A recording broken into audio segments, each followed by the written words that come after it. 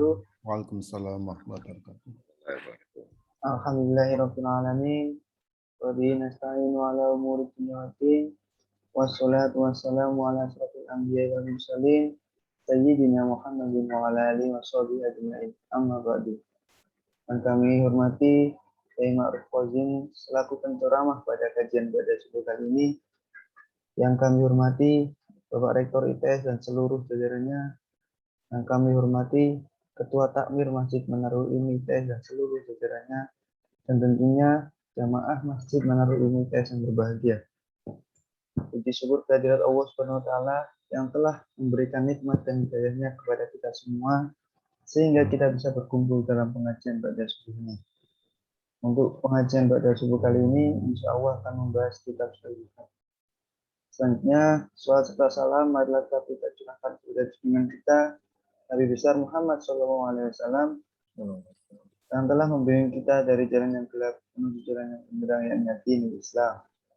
Sebelum kita mulai pengajian pada subuh ini, alangkah baiknya kita buka terlebih dahulu dengan bacaan surat Al-Fatihah. Bila dunia wala kullinya Al-Fatihah. Al-Fatihah.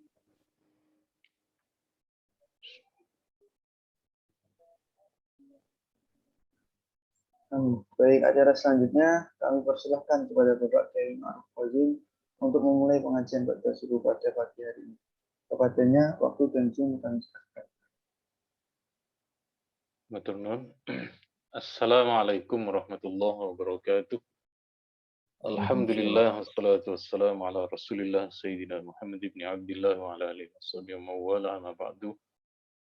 Hadratul Qurama wal Fadil yang sangat saya muliakan, para pimpinan di Institut Teknologi 10 November Surabaya, para guru besar dan juga para takmir Masjid Manarul Ilmi, jamaah Masjid Manarul Ilmi, dan semua yang hadir. Alhamdulillah niki sedang karantina ya, di yang terkenalnya Wisma Atlet, cuma dibawa ke tempat lain di kawasan Manggarai di Rumah Susun. Tapi yang penting tidak menularkan kepada yang lain. Kita akan melanjutkan dari kitab Sahih Bukhari. Kali ini kita akan membahas masih kelanjutan seputar tentang tata cara sholat. Kemarin kita sudah membahas tentang takbir, kita sudah membahas tentang mengangkat tangan, dan seterusnya, iftitah juga. Kali ini pada hadis yang ke-714 adalah tentang kewajiban di dalam sholat membaca surat Fatihah. Jadi dalam hadis riwayat Imam Bukhari ini, Nabi bersabda, La sholata liman lam yaqra' bi Fatihatil kitab. Tidaklah sah sholat seseorang yang di dalam sholatnya dia tidak membaca surat Fatihah. Jadi berdasarkan hadis ini, dalam madhab Syafi'i khususnya, surat Fatihah niku hukumnya adalah wajib. Nun sewu niki nopo kelihatan nggih anunya, slide-nya. Nggih, kelihatan nggih ya. Alhamdulillah sampun. Kemudian berikutnya, apakah makmum ketika imam membaca sholat, makmum juga wajib di dalam bacaan tersebut? Enten setunggal hadis, enten hadis lain, niki yang memperkuat terhadap hadis tadi. Jadi Nabi pernah menyampaikan tidak sah sholat seseorang yang di dalam rokaatnya dia tidak membaca Fatihah, yang tidak membaca surat Fatihah. Lalu suatu ketika Nabi dalam hadis riwayat Imam Abu Dawud, dalam riwayat Imam Ahmad, ketika Nabi sholat, bacaan Nabi ini ditiru kali sahabat. Selesai sholat, Nabi tanglet. Apakah kalian tadi ketika saya membaca, kalian ikut membaca? Iya Nabi, kami ikut membaca. Kemudian Nabi menjelaskan ini. La taf'alu illa bi Fatihatil kitab. Kalau saya sedang membaca sesuatu, kalian jangan ikut membaca kecuali surat Fatihah.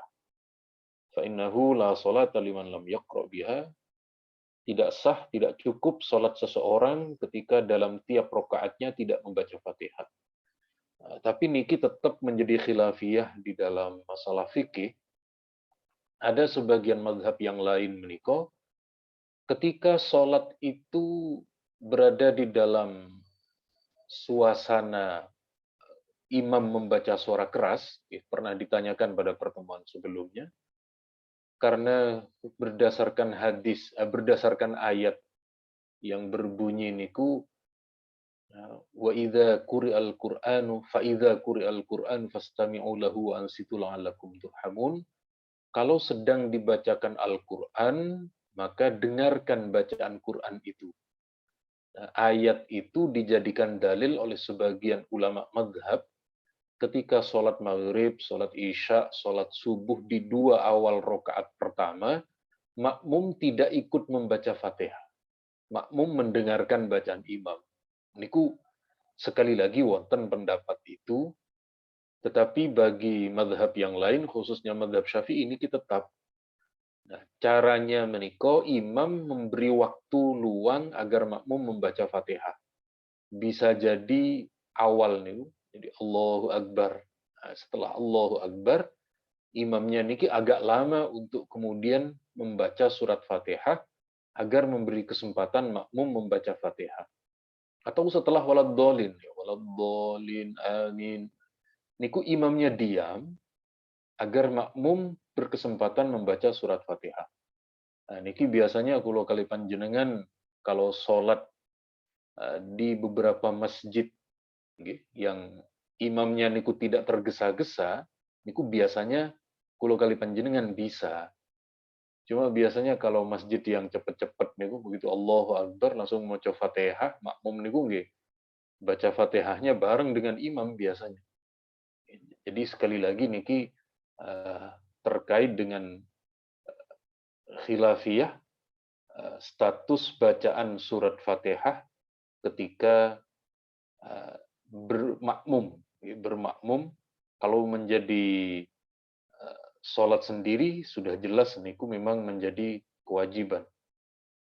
Kemudian berikutnya niki hadis yang kemudian juga kelanjutan hadis yang lalu. Jadi saat niku hampir sama, jadi ada sahabat yang datang lalu di masjid dia sholat begitu cepat, ketika keluar oleh Nabi ditegur, jangan begitu kamu sholat, itu kamu belum sholat, kamu ulangi lagi sholat kamu. Sampai kemudian Nabi mengajarkan bagaimana gerakan, bagaimana bacaan, dan seterusnya. Sekali lagi, hadis yang sudah disampaikan tidak perlu kalau ulang kembali. Kemudian berikutnya bagaimana dengan sholat yang dilakukan di siang hari. Di siang hari itu misalnya zuhur dan asar. Ten hadis niki disebutkan antara rokaat kedua zuhur asar dengan ketiga dan keempat niku lebih lama pertama dan kedua. Artinya nopo ten mriki dijelaskan ketika ketika ngapunten sanes salat siang, ketika salat di malam hari yakni salat salat maghrib dan isya niku di rakaat pertama nggih membaca surat Fatihah, lalu setelah waladhdallin setelah niku membaca surat. Ketika kemudian 3-4 niku Fatihah mawon tidak membaca surat. Dan hadis niki Sa'ad bin Abi Waqqas ketika beliau menjadi imam di antara para sahabat niku 2 rakaat pertama lebih lama, sementara 3-4 lebih cepat. Lebih cepat karena memang tidak membaca surat. Kemudian berikutnya terkait di dalam sholat yang siang hari, tadi malam hari. Niki sholat yang siang hari, yakni sholat duhur maupun sholat asar. Di hadis niki dijelaskan Nabi di rakaat pertama yang sholat duhur maupun asar, sholat duhur dan mriki, Nabi membaca surat yang panjang. Kemudian pada rakaat kedua, Nabi lebih pendek jaraknya. Demikian halnya dengan rakaat yang kedua dari sholat asar, niku rakaat pertama kedua lebih panjang, kemudian rakaat ketiga lebih pendek. Lebih pendek. Bahkan Nabi ten hadis niki kata sahabat Abu Qatadah, sahabat Abu Qatadah niki mengatakan rakaat pertama Nabi sholat duhur maupun sholat asar niku lebih lama dibanding rakaat pertama sholat subuh. Niku napa ini menunjukkan bahwa di dalam meskipun niku sholat duhur, setelah Nabi membaca Fatihah, Nabi tetap membaca surat. Kulo kali panjenengan nggih, suratnya yang tidak terlalu panjang biasanya. Kemudian hadis berikutnya, niki ketika Nabi menjadi imam sholat siang hari, niki ada seorang sahabat bertanya kepada Khabbab, kalau Nabi sholat duhur dan asar, apakah Nabi juga membaca surat? Iya, Nabi membaca surat. Kemudian ditanya, dari mana kamu tahu? Dari mana kamu tahu kalau Nabi sholat duhur dan sholat asarnya itu membaca surat, padahal suara Nabi lirih? Sahabat niki menjawab, bittiro bilihyati. Kami melihat dagu Nabi atau jenggotnya Nabi niku bergerak-gerak. Nah, berarti Nabi membaca kan beriku. Di sini juga sama, sholat asar juga begitu. Nabi sholat asar di rakaat pertama, rakaat kedua, niku membaca surat. Para sahabat menyaksikan gitu, gerakan geraham atau jenggotnya Nabi. Karena sekali lagi bagi para sahabat, sholat meniku dengan melihat Rasulullah niku seperti hadis yang lampau oleh Imam Bukhari, betenopo-nopo ketika yang dilihat itu adalah Nabi. Kemudian di hadis yang lain, masih dari Abu Qatadah, pada hadis yang ke-720, Nabi baik ketika sholat duhur maupun asar, setelah Nabi membaca surat Fatihah, Nabi terkadang memperdengarkan ayat yang beliau baca. Jadi, ini lirih tetapi sedikit terdengar bagi orang-orang yang pas di belakangnya. Maka kata Abu Qatadah, terkadang sedikit kami dengar dari bacaan surat Nabi itu. Terkadang tidak. Artosipun memang tidak dibaca keras secara keseluruhan. Kemudian berikutnya ketika Nabi menjadi imam sholat maghrib, yang Nabi baca saat itu adalah surat Al-Mursalat, wal mursalati urfa, dan seterusnya. Kemudian Nabi di dalam riwayat yang lain antara surat yang seukuran dengan kira-kira amma yatasaalun, kira-kira satu lembar setengah yang Nabi baca ketika Nabi menjadi imam. Kemudian berikutnya inggih menika masih seputar bacaan surat. Ketika sholat maghrib, Zaid bin Sabit niki seorang sahabat pemuda yang cerdas. Saat itu beliau awalnya tidak bisa baca tulis, tetapi setelah Nabi menang dalam perang Badar niku tahanan itu oleh Nabi ada yang disuruh menebus untuk mengajar. Jadi tahanan niku disuruh mengajar. Di antara generasi awal untuk diajari tulis menulis niki namanya sahabat Zaid bin Sabit. Dan setelah Nabi wafat, Zaid bin Sabit niki karena di masa Nabi sering mencatat Al-Qur'an, oleh sahabat Abu Bakar maupun sahabat Umar beliau dijadikan ketua panitia pembukuan Al-Quran. Jadi beliau ketua tim kodifikasi Al-Quran Zaid bin Sabit. Zaid bin Sabit ketika beliau mengumpulkan Al-Quran, niku melakukan cross check. Saya dengar Nabi surat ini letaknya setelah ini. Niku beliau cross check ke beberapa sahabat. Setelah terkumpul coro sakniki bahasanya mutawatir, akurat, maka kemudian oleh sahabat Zaid bin Sabit ditulis, iya saya bersaksi Nabi telah menyampaikan ayat ini sesudah surat ini. Nah, setelah itu kalau ada orang per orang, ini memang ada kejadian. Ada kejadian beberapa sahabat, saya pernah mendengar setelah surat ini adalah ayat berikut.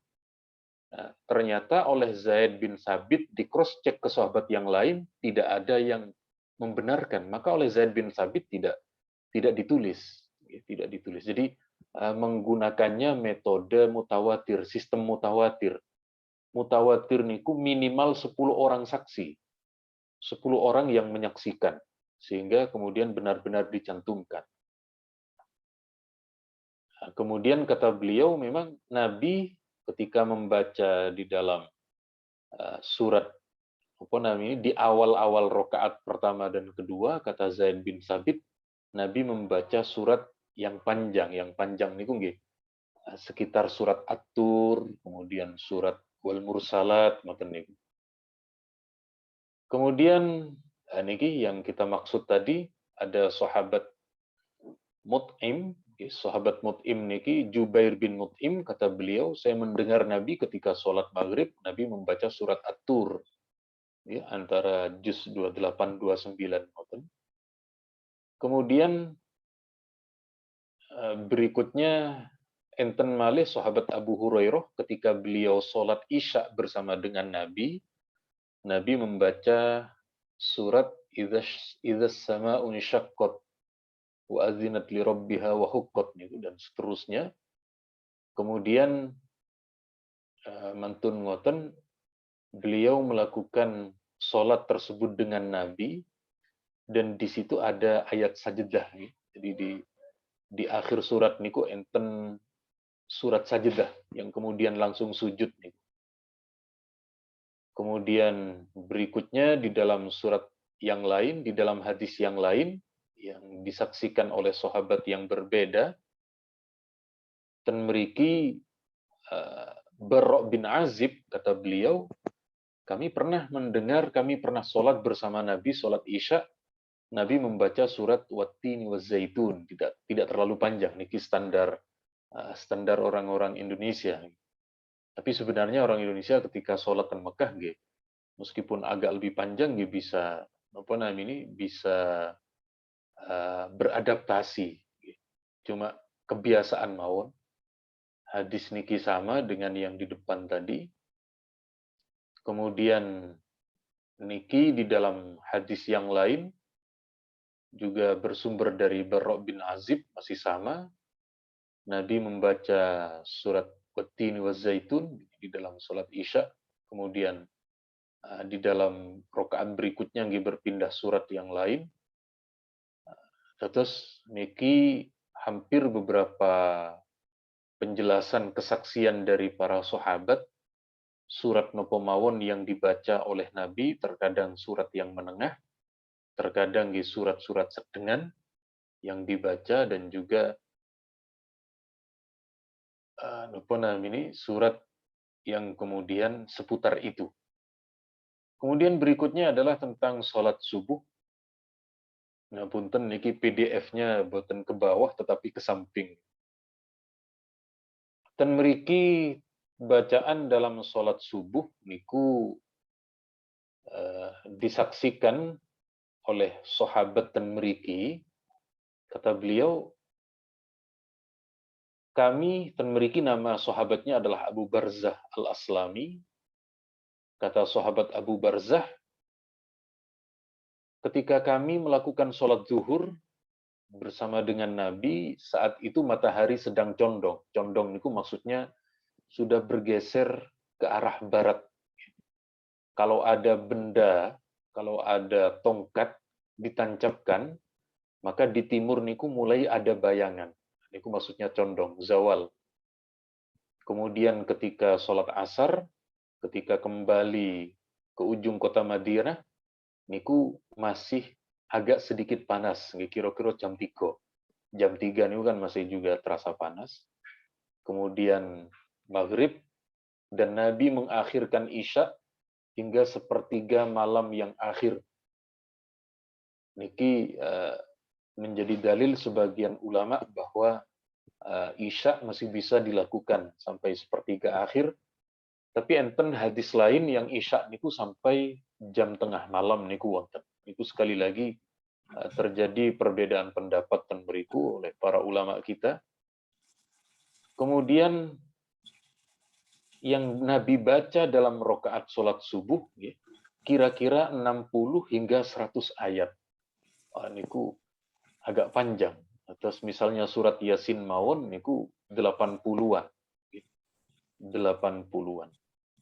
Jadi sekali lagi memang karena dahulu niki yang disaksikan oleh para sahabat ketika kami sholat subuh itu kami tidak mengenal siapa yang di sampingnya. Karena memang tidak ada lampu, masih lilin mungkin, dan juga kadang tidak ada lampu sama sekali. Karena saking gelapnya, niku tidak mengenali, tidak mengetahui siapa yang berdiri di sebelahnya. Kemudian niki hampir sama semua diulang oleh Imam Bukhari berkaitan dengan bacaan surat di dalam di dalam sholat. Jadi pada intinya dari beberapa hadis yang kita kaji pagi hari ini, niku tetap ada anjuran setelah sholat membaca surat Fatihah, niku membaca surat. Dan sampun kita ketahui surat yang kita baca itu fleksibel. Terkadang Nabi membaca agak panjang, terkadang standar tidak terlalu panjang. Dan kulo ulangi, dulu pernah kita menyaksikan di dalam riwayat Imam Bukhari, niku ada sahabat Abdullah ibn Mas'ud, ataupun juga sahabat Mu'adz bin Jabal, niku di rakaat pertama membaca surat Al-Baqarah. Lalu oleh Nabi ditegur, jangan begitu, kalau sholat jangan terlalu lama, sebab yang bermakmum dengan kamu itu ada orang tua, ada orang yang punya keperluan, ada orang yang tidak sama seperti kita kondisinya. Jadi untuk masalah surat niki lebih condong kepada tepo selirone imam. Bahkan pernah ada seorang sahabat, juga ada dalam riwayat Imam Bukhari, ada seorang sahabat niku yang dibaca, yang diulang-ulang niku di dalam sholatnya surat Al-Ikhlas mawon. Nabi juga tidak menyalahkan. Cuma kulo kali panjenengan, kalau bisa jangan surat Al-Ikhlas mawon. Sebab di Bulak Banteng niku ada cerita seorang bapak niku sholatnya Qul huwallahu ahad terus. Maghrib Qul huwallahu ahad, Isya Qul huwallahu ahad. Kemudian anaknya tanya, Bu, itu bapak kok yang dibaca kok Qul huwallahu ahad terus? Ibunya jawab, pancen bapakmu hafale Qul huwallahu ahad. Jadi tidak ada hafalan yang lain. Jadi yang dibaca nggih Qul huwallahu ahad mawon. Istilahnya Ki Anwar Zahid niku nggih Qul huwailek niku. Jadi sekali lagi pada intinya masalah surat itu bacaan yang sunnah. Kalau imamnya enak seperti ten Pundina ini, seperti ten Manarul Ilmi dan juga di Masjid Al-Akbar ataupun masjid yang lain, niku monggo dengan sedikit lama buatan masalah. Tetapi mungkin masjid di kampung banyak orang tua niku nggih kondisional. Saking kula cekap semanten, monggo kalau ada tambahan ilmu dari para guru besar, dari para doktor dan dosen, atau mungkin juga ada yang perlu ditanyakan, monggo saya persilahkan. Terima kasih ya atas materinya. Mungkin dari jamaah sekalian yang ingin ada pertanyaan untuk bertanya bisa untuk ditanyakan.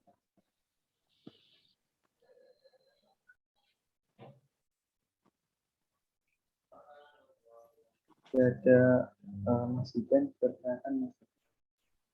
Oke, bismillah. Assalamualaikum warahmatullahi wabarakatuh. Waalaikumsalam. Selamat pagi. Perkenalkan saya Sidan dari Teknik Lingkungan 2012 asal Pekalongan. Matur nuwun Pak Yai Ma'ruf Fauzin atas materinya. Ini terkait Al-Fatihah nggih. Kalau misal saya itu sholat itu udah mau mepet rukuk Pak Yai. Terus kemudian saya juga pernah membaca hadis itu tidak boleh meninggalkan rukun sholat maksimal 2 rukun kecuali ada apa ya? Ada hal yang memang harus dilakukan seperti memang harus membaca Fatihah dulu. Terus kemudian saya juga pernah mendengar penjelasan dari Kiai Kamung saya kalau misal memang belum cukup buat membaca Fatihah memang karena datang saat jamaah itu mepet ruku bisa dicicil pada saat i'tidal. Nah, niki pripun sebaiknya untuk orang-orang yang datang sholat berjamaah mepet ruku, apakah harus ditambah 1 rakaat saja atau tetap boleh tadi kayak nyicil di i'tidal ataupun dimaksimalkan memakai syarat boleh menggunakan 2 maksimal untuk meninggalkan rukun seperti itu. Bukan meninggalkan sih tapi diperlambat. Intinya diselesaikan dulu Al-Fatihahnya. Ngeten Pak Yai, matur nuwun. Matur nuwun. Jadi begini nggih. Makmum niku kan ada 2 kriteria, ada makmum muwafiq, ada makmum masbuk. Makmum muwafiq itu makmum yang bisa membaca surat Fatihah bersamaan dengan imam. Jadi imam takbir Allahu Akbar, kemudian kita bisa membaca Fatihah selesai bersamaan dengan imam akan ruku. Niku makmum muwafiq. Bahasa lain makmum on time, makmum yang tepat waktu. Lalu ada makmum yang tidak tepat waktu dikarenakan mungkin karena baru selesai berwudu atau mungkin makmumnya napa namanya agak sedikit pelan sementara imamnya niku cepat. Dan ini namanya makmum masbuk. Makmum masbuk menika makmum yang ketinggalan. Makmum yang ketinggalan tidak bisa membaca Fatihah secara sempurna dalam kondisi berdiri bersama dengan imam.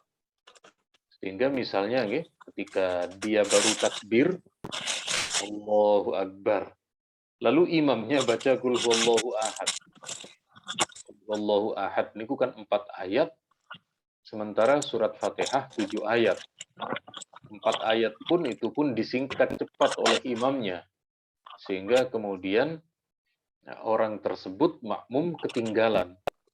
Lalu apakah dia kemudian menyelesaikan bacaan Fatihahnya meskipun ketinggalan nanti 2 rukun posisi dengan imam atau langsung rukuk saja? Nah, bagi makmum masbuk, bagi makmum yang ketinggalan ini itu tetap diutamakan langsung rukuk, langsung mengikuti imam. Meskipun Fatihahnya belum selesai. Istilah fikihnya niku, karena dia makmumnya itu adalah makmum masbuk, maka ketinggalan bacaan surat Fatihah bisa ditolerir. Bisa difahami, bisa dimaklumkan karena ketinggalan.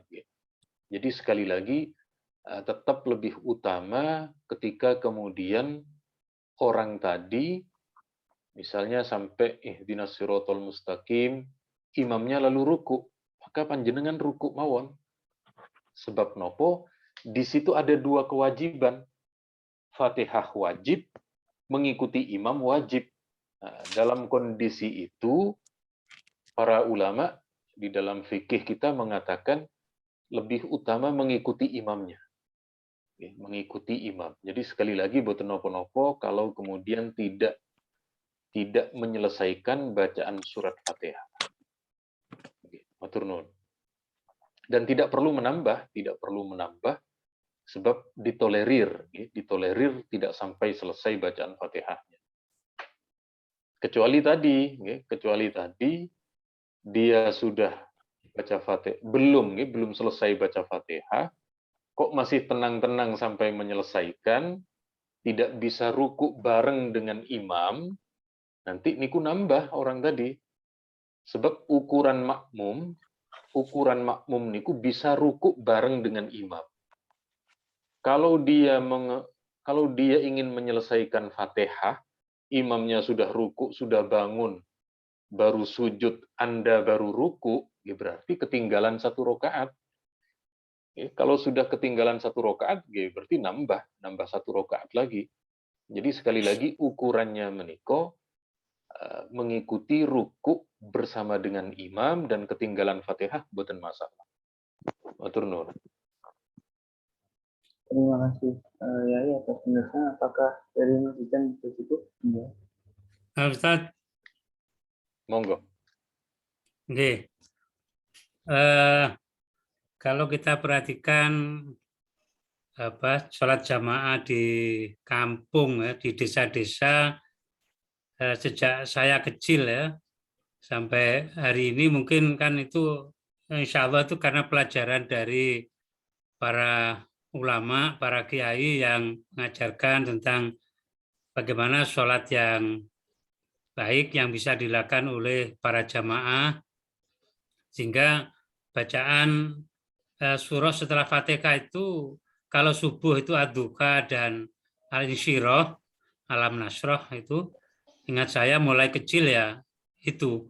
Kalau maghrib al-kafirun sama al-ikhlas ya. Barangkali itu karena untuk memudahkan supaya para jamaah bisa mengikuti sholat dengan baik karena mungkin kondisi. Tapi kalau kemudian kondisinya agak berubah begitu, dalam arti misalnya sekarang kita di Manarul Ilmi atau di tempat yang lain, kita berusaha untuk membaca surah-surah yang sedikit agak panjang dibanding dengan surah ad-duha ya, kalau subuh misalnya, sehingga surahnya lebih bervariasi gitu. Ini juga barangkali memberikan kesan bahwa Al-Quran itu tidak hanya ad-duha sama al-ikhlas dan al-kafirun, tapi banyak surah yang lain yang bisa dibaca sepanjang memang imamnya bisa membaca dengan baik, hafal ya. Bukan memaksakan murapati hafal tapi akhirnya baca yang agak panjang, begitu di tengah-tengah akhirnya lali ya, diingatkan makmumnya tidak nyambung-nyambung, akhirnya ya tentu tidak begitu. Artinya yang dibaca ya yang kira-kira sudah sangat dihafal gitu. Ini dengan dasar juga karena sebaik-baik baca Al-Quran adalah ketika kita sholat gitu, sehingga kita berusaha untuk membaca ayat-ayat Al-Quran yang mungkin agak beda dengan yang dulu diajarkan oleh para guru-guru kita ketika kita kecil, karena memang mungkin kondisinya seperti itu, sehingga yang dibaca ya imamnya ganti-ganti ya tetap aja al-ikhlas sama al-kafirun kalau maghrib, kalau subuh ad-duha dan at-tin atau ad-duha dengan al-insyirah. Kalau isya ya biasanya agak beda ganti, tapi juga tetap memilih yang pendek begitu. Sehingga rasanya barangkali kita tidak, artinya kalau kondisi jamaahnya sedikit berbeda, kita bisa, imam bisa membaca dengan bacaan-bacaan yang sedikit agak panjang. Panjangnya pun barangkali ukurannya sudah beda dengan panjangnya pada waktu Rasulullah dulu dan para sahabat. Kalau Rasulullah misalnya membaca, tadi disebutkan dalam hadis membaca 60 sampai 100 ayat itu dalam kategori yang tidak panjang. Kan memang Rasulullah kan mengajarkan supaya ketika menjadi imam tidak membaca yang panjang, tapi kalau sekarang membaca 100 ayat ya itu sudah lumayan, bukan lumayan panjang, sudah sangat panjang gitu ya. Sehingga makmumnya bisa protes dengan berbagai macam model gitu ya. Jadi barangkali itu kita bisa melihat kondisi dan membiasakan pada para jamaah yang kira-kira sudah siap dengan imam membaca yang sedikit agak panjang dibanding dengan sholat yang selama ini kita baca di ketika kita kecil di kampung gitu. Nggih. Leres, matur nuwun Ustaz Wahyudi. Jadi kita tingali yang kemudian kita temukan dulu di kampung, ya. Niki memang berdasarkan hadis yang hadis yang terdapat dalam riwayat Imam Bukhari dan mriki. Jadi Nabi mengajarkan meniko kalau sudah takbir Allahu Akbar lalu membaca surat Fatihah. Di hadis niki Nabi dawuh, "Tsumaqra ma tayassara ma'aka minal Qur'an." Baca apa yang surat yang mudah bagi kalian. Mungkin dulu di kampung yang mudah niku Qul ya ayyuhal kafirun, yang mudah niku wadduha. Jadi memang Nabi tidak memaksakan leres yang panjenengan sampaikan niku wau. Matur nuwun Ustaz. Banyak Ustaz Kiai. Monggo. Tentang letak baca Fatihah bagi makmum. Nah, ini kan yang umum selama ini itu kan begini. Ketika imam membaca Fatihah, makmum mendengarkan. Setelah amin bersama-sama, maka imam membaca surat, makmum membaca Fatihah. Kemudian berhenti, tidak melanjutkan membaca surat bagi makmum. Bagaimana itu? Nggih, matur nuwun. Nggih, ingkang leres ngoten. Terus kalau kita makmum ketika di Mekah, di Madinah, atau di katakan masjid resmi lah, masjid resmi niku pancen dilakukan secara imamnya niku memang ditunjuk betul sesuai prosedur. Niku memang setelah waladhdallin, amin, niku imam akan diam sejenak. Dan niku bagi makmum berkesempatan membaca surat Fatihah. Baru kemudian imam melanjutkan bacaan surat. Leres. Niku memang ini prosedur dalam pendapat mazhab ulama kita seperti itu. Jadi ketika imam takbir Allahu Akbar, kita juga takbir, kita cuma berkesempatan membaca iftitah. Selesai kita iftitah, imam membaca surat Fatihah niku. Setelah selesai, baru kita membaca, lalu setelah selesai, imam membaca surat. Niku idealnya ngoten. Leres. Cuma sekali lagi niki di masjid-masjid besar masih saged, tetapi kemudian masjid ten kampung niku niku karena serba tergesa-gesa. Kalau imamnya terlalu lama, gini ku jamaahnya biasanya langsung protes ke takmirnya. Cok di kayak mana niku yang di kampung loh. Tapi kalau di kalau di perumahan, di masjid-masjid besar niku biasanya mboten ngoten. Nggih, matur nuwun, pancen ngoten, leresipun lebih tepatnya seperti itu. Nggih, matur nuwun Pak dosen. Nggih, tambahannya sedikit. Nah, kalau posisi seperti itu, kemudian kita membaca Fatihah, terus kemudian imamnya membaca surat kan gitu kan. Kita ini makmumnya ini baca surat lain atau hanya cukup mendengarkan imamnya yang membaca surat itu. Gitu. Nah, ketika makmum niku kewajibannya kan Fatihah mawon. Kewajibannya Fatihah mawon dalam mazhab Syafi'i. Ketika imam niku sampun membaca ayat yang lain, makmum lebih dianjurkan mendengarkan. Fastami'u lahu ansitu la'allakum turhamun. Niku lebih pasnya memang untuk mendengarkan, tidak disunnahkan membaca surat yang lain. Kecuali kalau sholat duhur atau asar. Kalau sholat duhur atau asar, makmum niku boleh. Setelah waladhdallin dia membaca Qul a'udzu birabbil falaq, nopo membaca Alam Nashrah, niku boleh. Dan biasanya kula ngoten, nek kula menjadi makmum pas ten masjid pundi yang kira-kira imam niku agak lama, kula piyambak membaca surat sendiri, tetapi tidak sampai memperdengarkan. Nggih, matur nuwun Pak Dos. Nggih, matur nuwun. Izin tanya, mohon izin. Monggo. Bismillahirrahmanirrahim. Assalamualaikum warahmatullahi wabarakatuh. Matur nuwun, Mbak Kiai. Nah ini saya pernah dulu dengar ada ustadz yang ngomong bahwa kalau sholat subuh itu suratnya enggak usah panjang-panjang, kayak gitu. Tapi ada kemarin bukan barusan di masjid tempat kami itu kalau subuh itu panjang. Ya.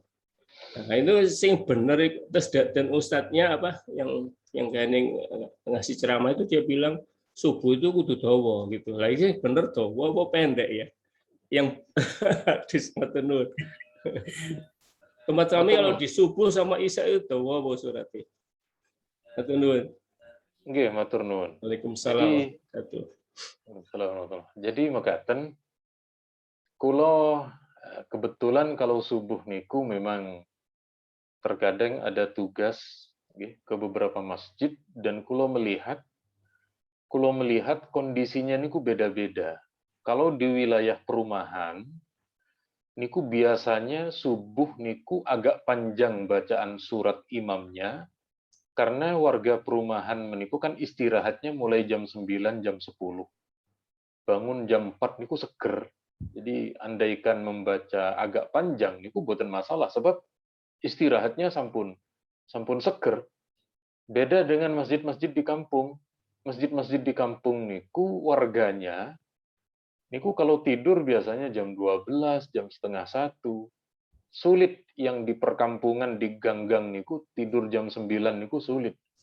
Mau tidur jam 9 enten tahu dek lewat, mantul dahar. Jam 10 mau tidur enten martabak lewat malih. Akhirnya tilem niku baru setengah 1, jam 1 begitu kemudian. Cangkeruan.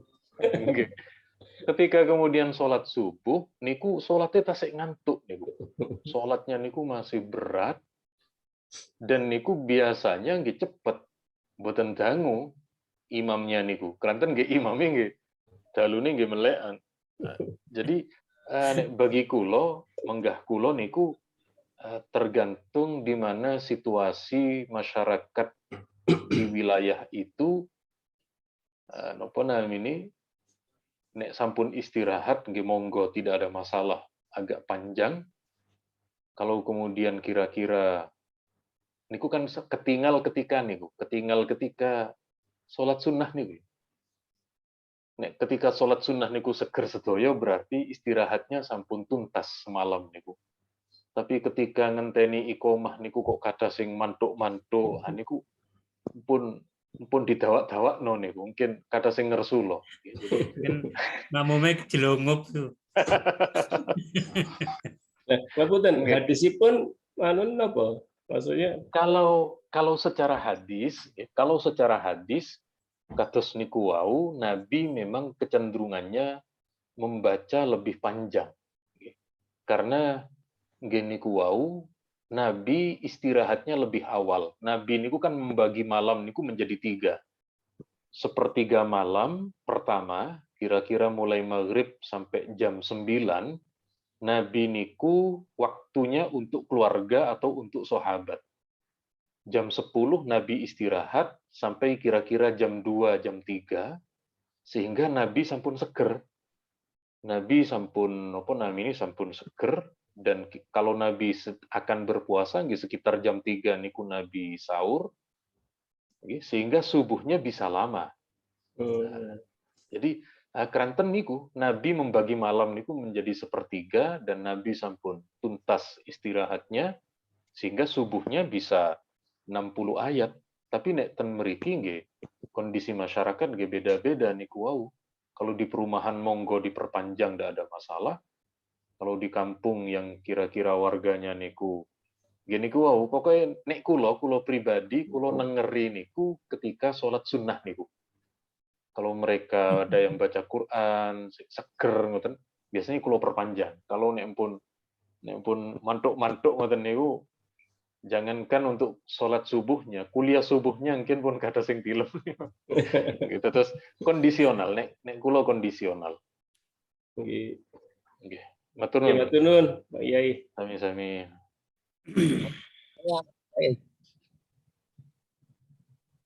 Monggo mungkin ada tambahan dari ini masalah tadi, masalah masbuh tadi, makmum masbuh.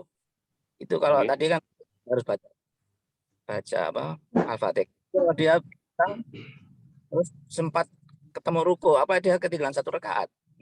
Belum baca Al-Fatihah. Nah, nggih. Bagi makmum masbuk menika mereka yang datang niku kan macam-macam. Ada yang sempat baca 3 ayat, ada yang mungkin sama sekali tidak nututi. Jadi begitu datang ke masjid, langsung di shaf kedua misalnya, begitu Allahu Akbar, imamnya ruku.